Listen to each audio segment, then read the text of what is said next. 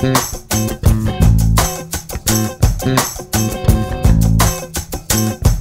Everyone, welcome to 64 hours. అర్థమైంది కదా? ఈరోజు మనం 3 colours red, green, yellow try colour capsicum curry చేస్తామండి. ఇది చేయటం చాలా ఈజీ. దీనికి కావాల్సిన పదార్థాలు కూడా చాలా తక్కువ. అలాగే నేను ప్రిపేర్ చేసేటప్పుడు అంటే వండేటప్పుడు చక్కగా ఎంత వేయాలి, ఏ పాళ్ళతో వేయాలనేది చక్కగా చెప్తాను. వీడియో చివరి వరకు చూసి చేయండి, అప్పుడే మీరు పర్ఫెక్ట్ గా చేయగలుగుతారు. ఇక చేసేద్దామా? పొయ్యి మీద ప్యాన్ పెట్టినానండి. చూసారు కదా, ఆ చిన్న కప్పులో వేరుశెనగ గుళ్ళు చూసారు కదా, ఆ కప్పు తోటి వేరుశెనగ గుళ్ళు ఆయిల్ లేకుండా మనం ఫ్రై చేసుకున్నామండి.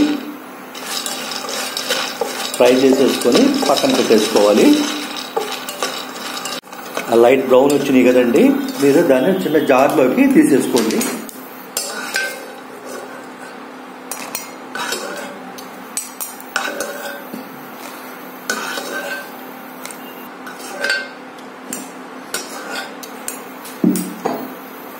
అదే పాన్లో నువ్వుపప్పు చూసారు కదా, ఆ కప్పు, ఆ నువ్వుపప్పు కూడా లైట్ గా ఫ్రై చేద్దాం.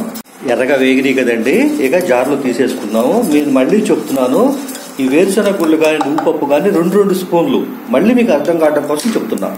ఆ ప్యాన్ లోనే కొద్దిగా ఆయిల్ వేసేద్దామండి. ఆయిల్ చూడండి, ఆ కప్పుతో ఆయిల్ వేసాను. ఈలోగా ఏంటంటే ఆయిల్ ఫ్రై అయ్యేలోపు అంటే కాగేలోపు ఆనియన్స్ కట్ చేసేసుకుందాం. చెప్పే కదండి, ఎప్పుడు కూడా ఈ పద్ధతుల ద్వారా చేయడం ద్వారా ఏ రెసిపీ చేసినా మంచి టేస్ట్ వస్తుంది. చూడండి, ఆనియన్స్ అలాగా సన్నగా పొడవుగా తరుక్కోండి. ఆయిల్ హీట్ అయింది, దాంట్లోనే మనం ఈ సన్నగా పొడవుగా తరుక్కున్న ఇవి పక్క వేగుతుండగానే పచ్చిమిర్చి, ఒక 3 పచ్చిమిర్చి తీసుకొని చక్కగా చీలికలు చేసేయండి.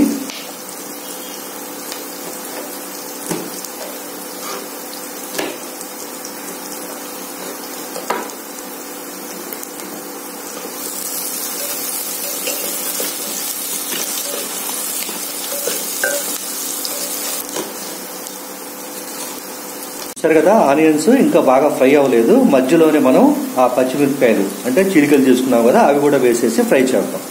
తర్వాత అల్లం తురుగు,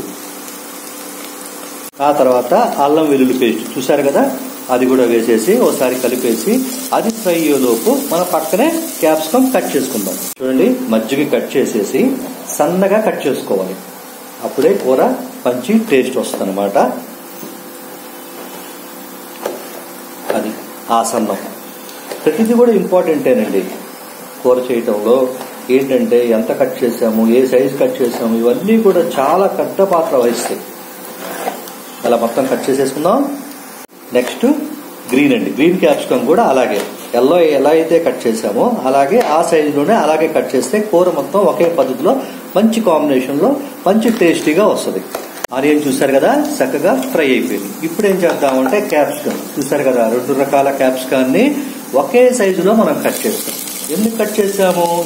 ఈ రెసిపీ కాదండి, ఏ రెసిపీ అయినా సరే, ఎప్పుడైనా సరే కాయగూరలన్నీ కూడా ఒకే సైజులో కట్ చేస్తే చక్కగా ఒకే పద్ధతిలో ఒకే వేడిలో ఒకే దాంట్లో వేడైపోతాయి. అప్పుడేమవుతుంది, కూర మంచి టేస్ట్ వస్తుంది. ఇలాగా ఒక 5 మినిట్స్ అండి చక్కగా మీడియం మీద పెట్టి ఫ్రై చేసుకుందామండి. దయచేసి నేను చెప్పే టిప్స్ బాగా నిష్ణాతులైతే వాళ్ళ కోసం అయితే కాదండి, కొత్తగా చేసే వాళ్ళ కోసం, పెళ్ళైన వాళ్ళ కోసం, ఇలా బ్యాచిలర్స్ ఇలా ఉంటారు కదా, వాళ్ళ కోసం. దయచేసి అర్థం చేసుకోండి. నేను వివరంగా చెప్తాను మన ఛానల్లో ఏ రెసిపీ అయినా సరే. 3 మినిట్స్ వేగినాయండి. ఇప్పుడు ఈ టైంలో సాల్ట్ జాగ్రత్తగా చూసుకోండి. చూడండి, సాల్ట్ ఆ చిన్న స్పూన్ ఒకసారి చూపించు. ఆ స్పూన్తో వేసానండి 2 సార్లు, కొద్దిగా తగ్గించి. ఈలోగా ఏంటంటే పక్కన టమాటాలు కూడా కట్ చేసుకుందాం. చూసారు కదా, ఈ సమయం కూడా ఆదా అయింది నేను చెప్పే ఈ పద్ధతి ద్వారా. ఏమండి, ఇలాంటి మంచి మంచి వీడియోస్ ఇస్తున్నందుకు మేమేమడుగుతున్నామండి, షేర్ చేయమని అడుగుతున్నాం. మీరెవరూ షేర్ చేయట్లా. మీ సోషల్ మీడియా గ్రూప్ లో షేర్ చేయండి, అది మీరు మాకు ఇచ్చే కనుక. చూడండి, క్యాప్సికమ్, ఆనియన్స్ అన్ని కూడా 50% మాత్రమే వేగినాయి. ఇప్పుడు ఈ టైంలో టమాటాలు వేసేస్తున్నాం.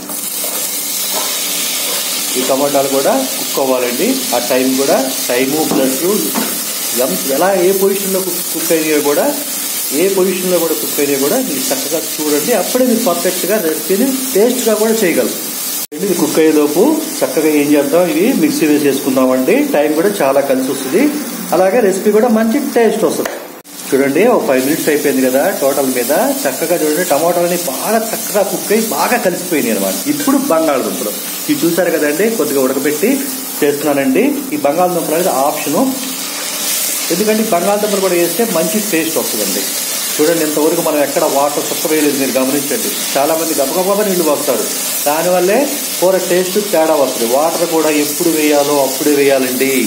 1 మినిట్ కలిపేసాం. ఇప్పుడు పసుపు చూడండి, ఆ స్పూన్ చూడండి, స్పూన్ చూపించు. ఈ స్పూన్తో పసుపు వేసాను. తర్వాత ధనియా పొడి అండి, తర్వాత జీలకర్ర పొడి కదా, జీలకర్ర పొడి.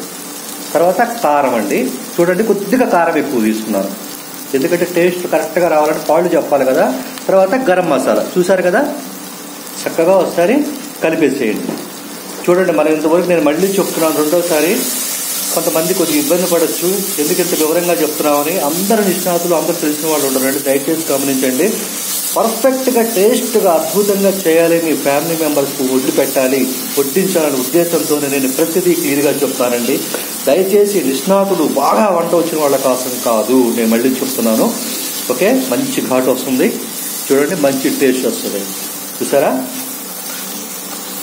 1 మినిట్ ఫ్రై అయిపోయింది కదండి. ఇప్పుడు మనం మిక్సీ వేసుకున్న నువ్వుల పొడి ఫస్ట్ 2 స్పూన్స్ వేసుకున్నాం కదా, ఫ్రై చేసుకొని నువ్వులు, వేరుశనగ గుళ్ళు, ఆ పౌడర్ అండి,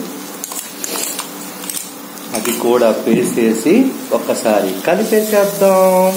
దగ్గరికి వచ్చేసాం. చూసారా అంత కూర చేసాం, చూసారా ఎంత వచ్చిందో. కాబట్టి కాస్త ఎక్కువ చేసుకోండి, 2-3 కంటే ఎక్కువ సరిపోదు. కరెక్ట్గా తింటే వేడి అన్నంతో తింటే సూపర్ అన్నమాట. ఇప్పుడు ఈ పొజిషన్ లో 1 గ్లాస్ వాటర్, చూసారా వాటర్ ఇప్పుడు పోయాలండి. మసాలాల గిసాలు అన్ని వేసి అన్ని ముక్కలన్నింటికి పట్టిన తర్వాత అప్పుడు వాటర్ వేస్తే అప్పుడు కూర మొత్తం పర్ఫెక్ట్ టేస్ట్ వస్తుంది. ఒక 3 to 4 మినిట్స్ ఉడికిద్దాం. ఫైనల్ గా ఒకసారి కూడా చూడండి, ఓకేనా? Please 1 minute wait. 5 మినిట్స్ అయింది కదండి. మా నువ్వు పప్పు, వేరుశనగ గుళ్ళు వేయటం వల్ల గ్రేవీ చిక్కగా అయిందండి. ఇది రైస్ లో కంటే చపాతీలో సూపర్ గా ఉంటది. ఏంటిది? Try colour capsicum gravy masala curry ready అయిపోయింది. ఇక చక్కగా లాస్ట్ లో కొత్తిమీర చల్లుకుందాం. మరి ఇలాంటి మంచి మంచి వీడియోలు చేసినందుకు మీరు సబ్స్క్రైబ్ చేయండి, అలాగే కూడా గంట సింబల్ ప్రెస్ చేయండి, లేకపోతే మా రెసిపీస్ రావు. అలాగే ఒక లైక్ ఇవ్వండి. Thank you for 64 hours.